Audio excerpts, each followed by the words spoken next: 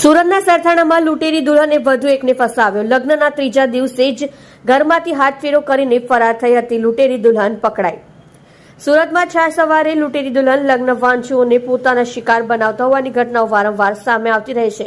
ત્યારે ફરીથી એકવાર સરથાણા પોલીસ સ્ટેશન વિસ્તારમાં એક યુવકને લગ્નના બંધને બાંધીને બાદમાં 1.35 લાખથી વધુની મત્તા લઈને ફરાર થઈ ગઈ હોવાનો કિસ્સો સામે આવ્યો છે। જેના આધારે ગુનો નોંધી પોલીસે લૂંટેરી દુલ્હન દલાલ સહિતના 3ને ઝડપી લઈને કાયદેસરની કાર્યવાહી હાથ ધરી છે। લગ્ન અગાઉ રૂપિયા આપવાનું નક્કી થયેલ હતું। વરાછા વિસ્તારમાં આવેલા યોગી ચોક ખાતે રહેતા 39 વર્ષીય યુવકના છૂટાછેડા થયા હતા। ત્યારબાદ તેનો પરિવાર કન્યાની શોધમાં હતો। આ બાબતે સગા સંબંધીઓએ વાત કરી રાખી હતી। જોકે ગત જૂન મહિનામાં તેના ઓળખીતા હસમુખ કાકાએ ડિંડોલીના વિપુલ ડોબરિયા સાથે સંપર્ક કરાવી આપ્યો હતો। વિપુલ અને જ્યોતિએ સાથે મળીને સંજના નામની છોકરીનો ફોટો બતાવી તેમની સાથે મુલાકાત કરાવી આપી હતી। સાથે જ કહ્યું કે સંજનાના પિતા હયાત ન હોવાથી જ્યોતિને 1.5 લાખ રૂપિયા આપવા પડશે। વિપુલ ડોબરિયાએ દલાલી પેટે 20,000 અલગથી આપવાના રહેશે। સાથે જ સંજનાને લગ્નમાં એક સોનાનો દાણો અને ચાંદીના છડા તથા 2-4 જોડી કપડાં આપવાના રહેશે। લગ્નના ત્રીજા દિવસે ફરાર। તમામ બાબતો નક્કી થયા બાદ ગત તારીખ 13/6/2024ના રોજ સાંજના સાથે તાપી નદીના કિનારે શંકર ભગવાનના મંદિરે લગ્ન થયા હતા। લગ્ન બાદ લગ્નનું પ્રમાણપત્ર બનાવવા તમામ ઝોન ઓફિસ ગયા હતા, જ્યાં સંજનાના ઓરિજિનલ ડોક્યુમેન્ટ ન હોવાથી મેરેજ સર્ટિફિકેટ બની શક્યો નહોતો। જોકે લગ્નના ત્રીજા દિવસે સંજનાએ કહ્યું કે મારી દાદીની તબિયત સારી નથી, મહારાષ્ટ્રથી સુરત આવી છે, મારે તેમને ખબર અંતર પૂછવા જવું છે, જેથી તેને મને મૂકી જવા।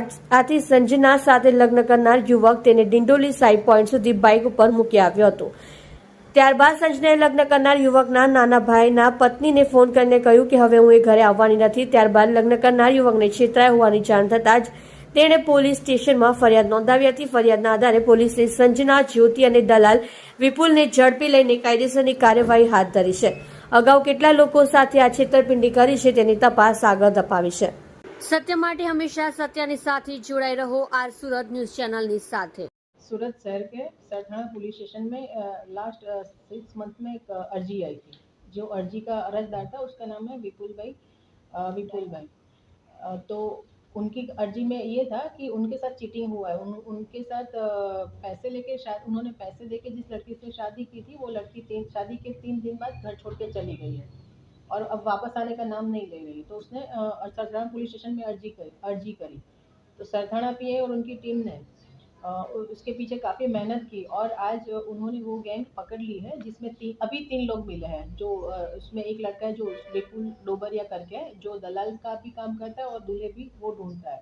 और दूसरी लड़की का नाम उसने अभी अपना ज्योति बताया, वो लड़कियां ढूंढती थी। और तीसरी लड़की जो हमने पकड़ी है, जो दुल्हन बनी हुई थी, उसका नाम भी रूपाली है। उसने संजना नाम करके इस लड़के से शादी की थी और शादी के 3 बाद वो 1,35,000 पैसे लेके वापस आ गई थी। और इसमें से बाकी के पैसे जो 20,000 थे वो संजना ने लिए थे। बाकी के जो पैसे थे वो अभी दोनों आरोपी ने आधे कर लिए थे। तो इन लोगों ने दूसरे 2 लोगों से और शादी की है पैसे लेके। उसमें एक राजकोट सिटी है और एक राजस्थान का जयपुर है, जहाँ दोनों जगह पे उन्होंने शादी की है। और अभी तपास चल रही है कि दूसरे कितने लोगों के साथ उन्होंने चीटिंग की है। तो अभी उनके खिलाफ आईपीसी की 420 और 120 का भी गुना दाखिल है। और लड़की ने जो रूपाली नाम रखा है तो उसके लिए उसने कुछ डॉक्यूमेंट में भी छेड़छाड़ की है, तो वो वेरीफाई कर रहे हैं। उसके बाद हम आगे कलम का भी उमेरा करेंगे।